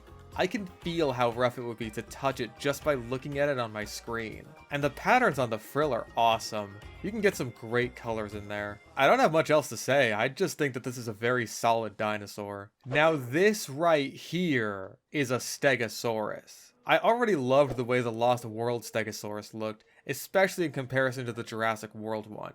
And now it's just so much better with so many more colors and so much more variety, all on a much better model that actually has a fucking beak. I am a fiend for striped tails. I think they basically always look cool. And a lot like Pachyrhinosaurus, I like how the pattern doesn't just affect the display structure with the plates, but also the markings on the body. That shouldn't be a high point of praise, but trust me, not all the species in the game get this right. No notes. Absolute stegosaur perfection. I'm actually not sure if it's possible to make Metriacanthosaurus look bad. I think that's a huge testament to the skills on display by paleo artist Julius Chitney. Your beautiful baryonyx should have been canon too, goddammit. Oh god, he's even got a good Dimorphodon on his website. That's beautiful. Also, if you go on his website, he has some art of Dunkleosteus that straight up looks like a photograph. This is some of the best paleo art I've ever seen in my entire life. I've never seen Dunkleosteus captured with such verisimilitude before. Anyway, all that aside, maybe Metriacanthosaurus isn't the most exciting theropod, but god, for the scaled ones in this game, it's one of the prettiest. Maybe that's my Allosauroid bias talking, but I don't care. It's gorgeous. My boy is here, and he is not dying of malnutrition on this day. I adore the Dryosaurus design in this game. It's so good. It fills this perfect low to the ground niche that other dinosaurs from its formation just don't, and adds great variety to the Morrison formation roster, while also being a great design that's easily identifiable as Dryosaurus, that has very flashy skins which draw your attention to it despite its small size. I love the fact that you can make it look like a giant bipedal day gecko, except one that doesn't try to sell you car insurance. Easily one of the cutest designs in the entire game. Chanjusaurus is weird because I adore this design, but for some reason I almost never use this dinosaur and I have no idea why. This is how you make an animal look like a dragon in a cool way, not in the weird dying spike monster way that is Elasmosaurus. The keratinized horns and back spines of Chanjusaurus feel so much more natural as display structures, and the patterns are phenomenal on this design. The splashes of blue and teal on some of the skin patterns gives it this almost gem-like look. But I also like how you can go with a more subdued pattern. I think that's really important for people who want a more naturalistic look, as opposed to a more overtly vibrant one. I seriously have to use this species more often. Mosasaurus gets this high on the list for the sheer awe and wow factor that it provides. I'm still not a huge fan of the crocodile scoots, I'm not a fan of the skin selection, and the pattern is genuinely pathetic and one of the worst in the entire game. But god damn is it imposing. It's hard to get tired of watching this guy eat from the shark feeder, and even if it can't really do much, having it in your park feels like an event. It's almost on the same level as T-Rex in that regard. I want to rank it higher, but my quibbles with the design keep it from a position at the very top of the list. By process of elimination, if you've been keeping track, then you know that Styracosaurus is my pick for best ceratopsian in the game. It's kind of hard to explain why, except for the fact that this design just feels like a really nice Styracosaurus in a way that J-Pog certainly did not. J-Pog and even both of the Zoo Tycoon Styracosaurus looked a lot more like old toys of the animal, while this one feels a lot more modern, even doing a decent job with the feet when most species just get the elephant foot treatment. The fact that I'm already a fan of Styracosaurus as a species probably helps with that, so welcome to S tier based on preferential treatment.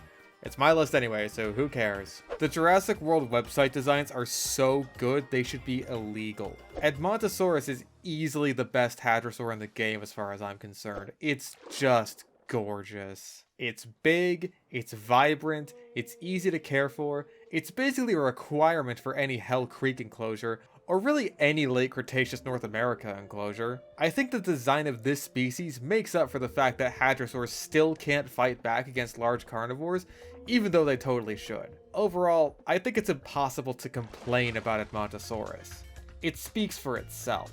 Hey, Jurassic World, this is how you design a fucking Pteranodon.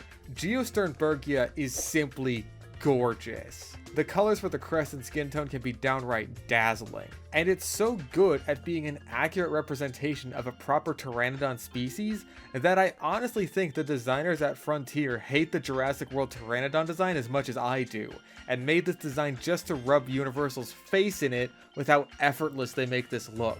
The lack of feathers is the only thing keeping this from being the absolute pinnacle of pterosaur perfection. You see, Universal, it's not that hard to make an ankylosaur that doesn't look terrible either. But Euoplocephalus goes beyond just not looking terrible.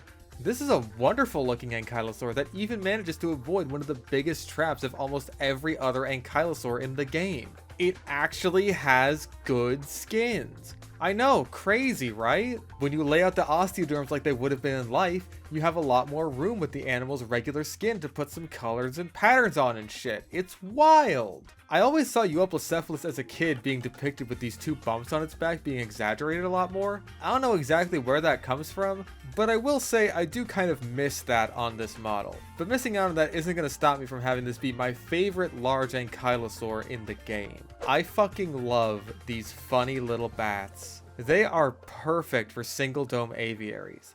They are unique, they're adorable, they're fuzzy, and I want to keep one as a pet even though it would probably suck as much as the reptilian equivalent of a sugar glider sounds like it would. And Urognathids are such bizarre little pterosaurs, and I never would have expected one to get added to the game, especially before other small iconic flyers like Archaeopteryx or Microraptor. But they executed it flawlessly. I love how the patterns give the wings eye spots like moss. That's such an awesome detail. And the tufts of feathers on their head that look like bat ears make this creature feel so much more expressive. Not to mention, this is just a really cool pterosaur to add to the game. Being one of the few pterosaur species to preserve with direct evidence of its integument, that makes it a perfect addition to the feathered species pack, the game, and my heart. Hopefully with a placement this high, you can understand why I dislike the Dominion Giga so much. I have loved the Frontier Giganotosaurus design since the first game, even when it was smaller than Ceratosaurus. I still loved it for just being a really good Giga design. It handles the iguana-like spikes going down its back much better than its fellow Carcharodontosaur counterpart. Its head is appropriately tall, flat, and massive, and of course, who could forget the chin? Oh, Dominion forgot the chin, of course I did. I think this kind of blotch pattern works a lot better than similar ones on Albertosaurus or Herrerasaurus, probably because the pattern doesn't also partially cover the face. And of course, I will never complain about being able to change the color of the display structures over the eyes of theropods. Its eyes do give me a bit of an odd cadence where it looks a bit like it's tripping out of its mind, but that's about the only issue I have with it. To me, this is the Giga. This gorgeous long-necked pliosaur is what convinced me I needed to get the deluxe edition no matter what. The detailing on the model is phenomenal. The scalation is amazing, and overall, Attenborosaurus does what Elasmodurcules. The lateral lines going down the body not only accentuate the patterns very nicely, but also give it a nice texture compared to the other plesiosaurs in its size range. I kind of feel like Frontier knew they had to do David Attenborough justice with the design of an animal named after him, and they absolutely did. Hats off to the designers of this creature. Just barely beating out its armored cousin Euoplocephalus is the adorable Minmi. I did say Sauropelta was my favorite base game Notosaurid, but Minmi beats it out in the DLC department by a long shot. Minmi shares a lot in common with Euoplocephalus in that the distribution of its skin and armor makes it much easier to give it good skins and patterns compared to the other ankylosaurs. But what solidified Minmi as the best of its family is just how goddamn cute it is. This is just a little guy. I know his name is pronounced Minmi or whatever, but Minmi sounds closer to Minnie, which is what he is. And I will defend my pronunciation of his name, and also this adorable little notosaur in general, with my life. Listen, the new Suchomimus design for the Camp Cretaceous sequel show isn't horrible or anything, but in the next game, I better still have access to this work of art, because as long as I do, then I'm not using anything else. Again, the website designs are just phenomenal. It's to be expected from such a brilliant artist, but Jesus Christ, there's just something about this one that everyone clearly loves, because this is not the only Jurassic World game to just straight up adopt the website design. Although one game did take a lot of the JWE designs, but that game's dead now, so maybe that doesn't count anymore, I don't know. Suchomimus is one of those dinosaurs that I always feel like I have to give it a really solid enclosure that's worthy of its greatness. This thing just looks so at home hunting and foraging for fish and trudging through wetlands. It's just beautiful. I can't put it into greater words than that. Now this right here is how you do speculative soft tissue display features on an elasmosaur. Sticksasaurus just looks so cool. The fins on its neck feel like plausible display features that wouldn't cause too much drag in the water, and they work as a brilliant canvas for one of the species' most prominent features. God, the Lux skins look amazing on Sticksasaurus. No other species that has this feature pulls it off better if you ask me. But that's just the cherry on top of an already great design that looks pretty amazing even without the Lux patterns. The face has all of the traditional Elasmosaur characteristics, with the slightly scoop-shaped face and the teeth jutting out, but the difference is that Sticksasaurus actually looks like he doesn't want to die. And you know what? I don't want Sticksasaurus to die either.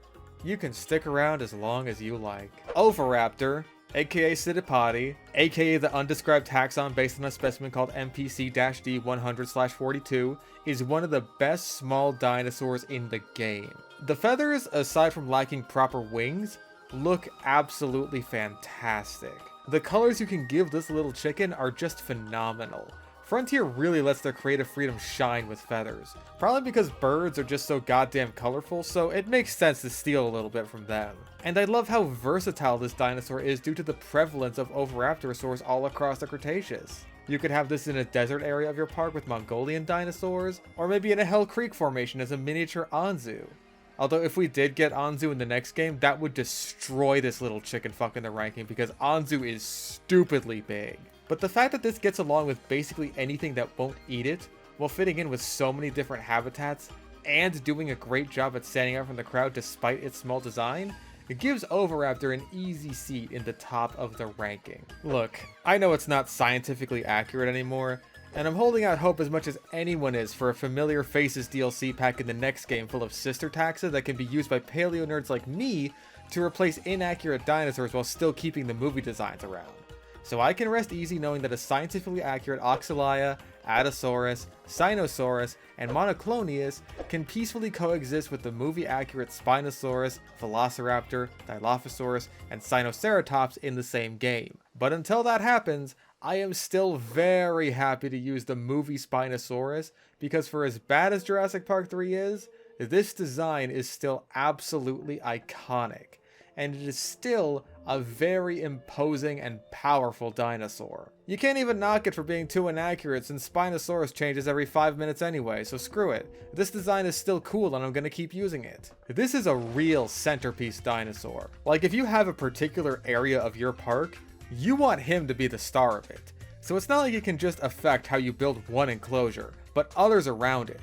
And power like that deserves respect. On top of that, Spinosaurus has great skins and patterns, although I do miss this kind of swampy looking one from the previous game, and being a Spinosaurid, it's a fish eater, which is just neat to see and gives it a fairly unique trait. Not to mention the new animation they gave for coming out of the hatchery. Fucking awesome.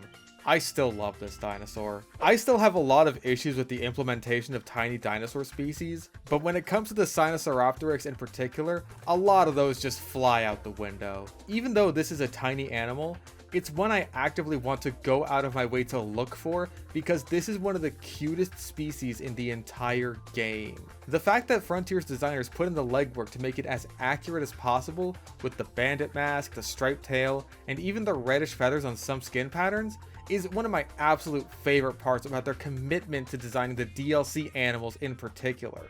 And Sinosauropteryx is one of many fantastic examples of that. I would rank it much higher if I could see it more often, but I still consider what we got to be absolutely fantastic. I'm mostly a basic bitch theropod and carnivore kind of guy, as the top of my list will prove, but Iguanodon has to be one of my favorite ornithopods of all time. And the Frontier design of Iguanodon looks fantastic. It looks so properly huge and powerful.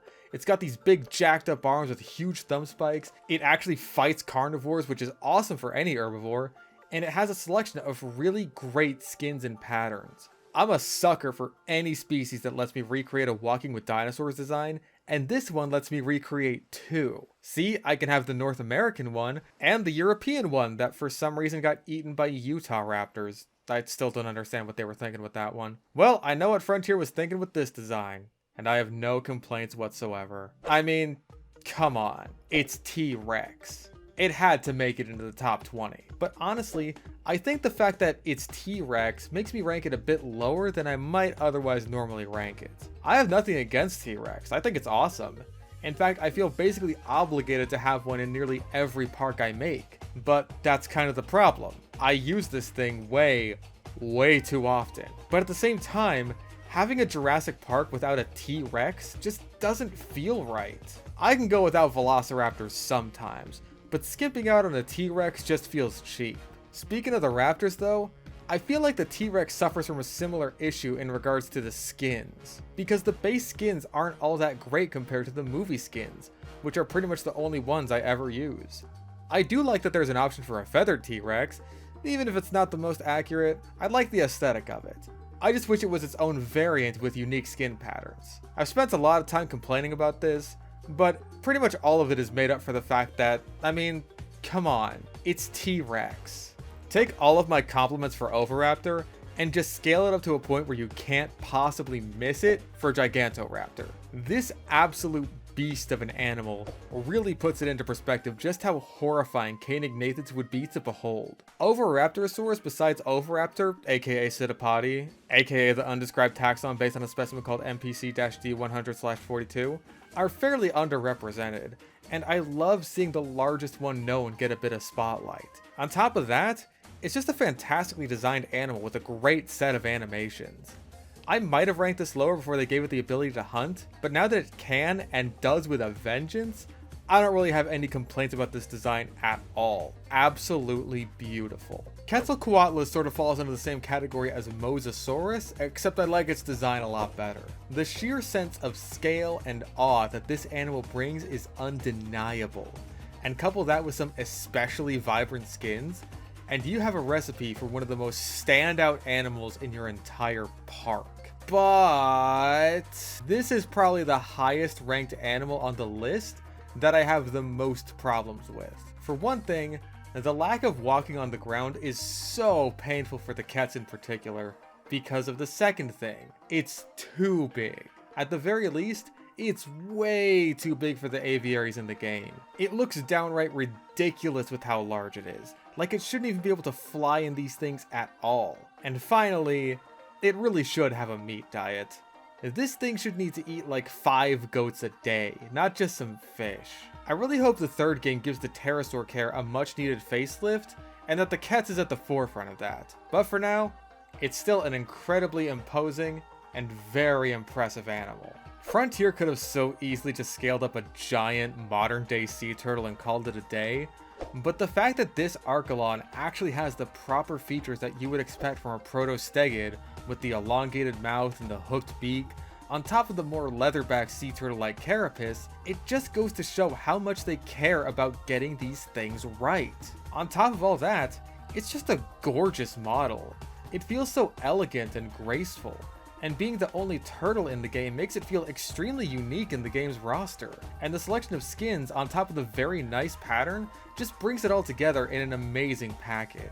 I think my only wish with this particular species is one I kind of have of marine animals in general. Much like pterosaurs, I think they should really have some variety in their diets. I think Archelon should be eating jellyfish, or maybe even ammonites or shellfish. The fact that this sea turtle is chasing down schools of fish is just odd to me. Other than that, no complaints. I find the saga of Homalocephali to be so fascinating, because it seemed like a pretty random inclusion in J-Pog outside of just being a smaller pachycephalosaur to be friends with the big man Friar Tuck himself. But the fan base, myself included, insisted on having every species from J-Pog return to the spiritual successor. And what should have been probably a fairly forgettable species that was added for the sake of completionism ended up being an absolute fan favorite. And also the default sacrifice to every new carnivore added to the game since, just because it's so small and helpless. I adore the Homalocephali. It is the single cutest dinosaur in the entire game. It's just downright precious. It has a great, adorable model, great skins, and I like how it's small, but not so small that you end up totally losing it like you can with something like the Compies. Just a fantastic addition all around. This is just about as close to a cetacean as any oceanic reptile is going to get, and Frontier definitely knew that when they were making it. Shonisaurus encapsulates the majesty of giant marine reptiles, where other species like Mosasaurus capture the power and fear they provide. It's a gentle giant, and I love how its skins and patterns are evocative of certain species of whales and dolphins. Like, that's just straight up a common dolphin, come the fuck on. It works great on its own, and it works just as well, if not better, with a group of Ichthyosaurus by its side. I absolutely love this guy. I am very happy that Dominion decided to include Therizinosaurus, and I'm more glad that its design wasn't a complete dumpster fire. Is it a perfect Therizinosaur? No, it's got a few issues, but it's hard to focus on those too much when it's the only Therizinosaur we've got. And by all accounts, it does a pretty damn good job. My biggest problem with it is one that I'm pretty sure stems from the movie it comes from. Why the hell is this animal eating ground leaf? That just looks so silly. These are clearly browsers. Why do you think it evolved that gigantic neck and those foraging claws? For sifting through a patch of clovers? Minor gripes with it aside, I still think that this is one of the most impressive animals you can display in your parks, and certainly one of the most unique. Speaking of unique, I will kill somebody for more Paleozoic representation in the next game. No questions asked, no one will find the body. Even if you don't put the recent findings into consideration, the Dunkleosteus is still wildly oversized. But this is one of those cases where the rule of cool wins out because god damn, this is such a cool animal. It blew the door wide open for unique species representation, decimating the arguments that Paleozoic animals or non-reptiles had no chance of making it into the game. And I'm pretty sure all of the game's Megalodon fans, myself included, are very happy for that. Top that off with a fantastic design and some great skins, and you have what easily ends up being one of the best lagoon animals in the entire game. Now that we're in the top 10, I basically consider all of these animals to be of roughly equal quality, and where they place basically just comes down to my own personal preference. And Concavinator is a great first entry into that ranking because dear god, what an amazing design. This was one of the most requested dinosaur species by far, and Frontier didn't disappoint. And who can blame people for wanting this? It's such a weird animal. It's a small Carcharodontosaurid with this giant humpback and weird quills on its arms, and as if that wasn't appealing enough, give it an utterly beautiful selection of skins and patterns on top of that. No notes. It's basically perfection. I adore pliosaurs. They're my favorite group of marine reptiles, and Kronosaurus does them some well-deserved justice after the disappointment that was Liopleurodon. It's bigger, it's meaner, it eats from shark feeders, and the skins. Look at my boy! He's back! The Walking with Dinosaurs Liopleurodon is back, albeit at a more reasonable size. Something I love about this design is that it doesn't try to make it look more badass with any extraneous details, and in fact, it can look kinda cute from certain angles. It's got these big eyes and the slightest little smile that might make you forget you're looking at a 40-foot long death machine. But he's my 40-foot long death machine, and I love him. Everybody loves the duck. I know I've said the word unique a lot throughout this video, I should probably come up with some more unique synonyms, but the Dinachirus is the epitome of the word. It's this big, giant, weird, fluffy humpback ornithomimosaur who's half plant eater and half fish eater. You cannot get weirder than that. It can be equally as brutal as it can be peaceful to watch, and equally as head-turning as it is oddly majestic. It captures the duality of existence, which sounds pretentious for a dinosaur ranking video for a licensed Jurassic Park game, because it is. But it's just yet another example of a DLC species absolutely crushing it. In fact, there's only 2 species in this entire top 10 that aren't from a DLC. That's how good the designs are. And of those great designs, you gotta know that the big duck is one of my favorites. I know that everyone wanted this to be Hatzegopteryx, but to me, the name behind the animal doesn't really matter. This is one of the most gorgeous Asdarchid pterosaurs I've ever seen. Now, Prehistoric Planet kinda holds a monopoly on that, especially with their Hatzegopteryx, but Thanatos Dracon is a very solid contender outside of the annoyances that come with this game's pterosaurs, like, of course, being an obligate piscivore. Or at least fish is the only thing on its diet that matters. Not to mention being unable to walk, which is still stupid for an Asdarchid, but at least it's not as massive as Quetzalcoatlus, so it's not as distracting. Which is another thing I like about this design. the size is reasonable for the game. It's still a notably large pterosaur compared to the rest, while not being so oversized that it's taking down cargo planes. God forbid anyone dies in the plane crash though. Fucking Dominion. Whatever, the feathers are gorgeous, the skins, the pattern, the model, all gorgeous. I love this pterosaur. Best one in the game as far as I'm concerned. Big fucking shark. Now listen, I'm biased. If it was Basilosaurus, it would have been higher. But come on. Everybody loves Megalodon. It's become a household name at this point. Sharks are already awesome.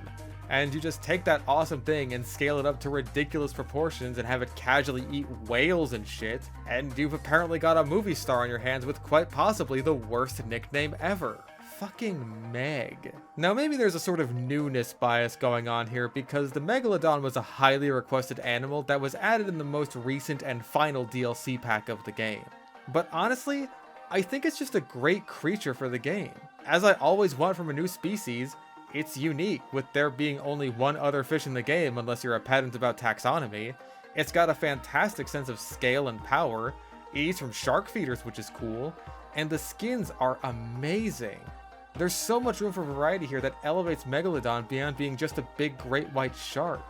And even though it's close with Kronosaurus, I think I have to give the big shark the spot of top lagoon dog in the game. And my top 5 are all theropod dinosaurs, so I think you can see where my biases really are. Okay, this placement you can attribute entirely to bias. I had to get my boy Allosaurus into the top 5. But Frontier made it really easy by giving it an awesome design. It feels like the perfect in-between of the Fallen Kingdom juvenile Allosaurus and the adult Battle at Big Rock design, keeping the back spines while ditching the crocodile scoots, keeping the good skull shape while making it more vibrant. It's just a great design that really does evoke a Jurassic Park style Allosaurus, not just a Jurassic World one. I love that the pattern designs add splashes of color to the eye crests. That's such a small detail for such a small display structure, but they did it anyway because Allosaurus is awesome and he deserves it. Like I said, I hold depictions of this animal to an unreasonably high standard, but with all that said, it's still a design I adore, miles ahead of the movie variant. Whoa, whoa, whoa, hold your horses. The guy who likes uniquely represented taxa that also have the potential for both expressively vibrant and also more grounded colors and patterns likes the only Megaraptoran in the game with some of the most gorgeous skins you've ever seen? Who could have seen that one coming? I have no idea if this dinosaur is underrated or not. I don't really see people talking about it too much, but I frankly love it. Megaraptorans are such weird fucking dinosaurs, and you get to see that reflected in this little freak's design, with his elongated face, lanky body, and hey, take notes Baryonyx, it's big ass fucking claw. And as if that wasn't enough, the textures, the animations, the skins, and the patterns are all flawless. Easily one of the best designs in the entire game, and just another example of Frontier knocking it out of the park with this game's DLCs. I have been begging for this dinosaur since before the first game even came out, and Frontier absolutely did not disappoint. I absolutely love how Cryolophosaurus looks. The crest is such a standout feature of this species, and the skin patterns in particular really do it justice in terms of helping it pop. On top of that, it's just such a nice depiction of such a unique species, and the scalation they gave it looks really nice. This is how you add additional feature scales onto a model. Don't just default to croc scoots. For a long time, this was my #1 dinosaur in the game, but ever since the DLC started coming out, 2 more have taken its top spot. I think the top 2 spots could be some of the most interchangeable, because I love both of these designs for basically the same reasons. This is quite possibly one of the most gorgeous depictions of Utahraptor I have ever seen in my entire life. Not just in video games, and not just in terms of Jurassic Park designs. It's just that good. This is the Dromaeosaur to top all other Dromaeosaurs. It's the biggest, and it's the best. The skins and patterns are just amazing. I mentioned before that feathers in general seem to bring out Frontier's creative streak when it comes to their skin designs, and Utahraptor is no exception. It looks like a giant groundhog, and the smallest details, even down to the ever so slightly protruded teeth on the lower jaw, are the cherry on top of one of the best designs in this or any other dinosaur game. But for me, the Tyrannus just barely manages to beat it out. This is how you do justice to one of the most important dinosaurs ever discovered. You go back in time and rip it straight out of the past so you can put it in your video game. This is Tyrannus as far as I'm concerned. I still remember the reveal trailer for the Feathered Species Pack, and my immediate reaction was, that is the best Tyrannus I have ever seen. It would have been so easy to go with some generic theropod design with some fuzz, or just a scaled down fluffy T-Rex, but Frontier went above and beyond with this design, and it's downright gorgeous. I use this dinosaur whenever I get the chance because I just adore it that much. In my opinion, it's the best design the game has to offer, and one of the best dinosaur designs I've ever seen. But I'm sure your opinion differs greatly from mine. Maybe some people aren't as huge on feathered dinosaurs as I am, so someone else will take the top spot. I'm sure everyone has something to say about their own favorites, even if they did make it to the bottom of my list. I hope you all enjoyed this, and I'll see you all next time.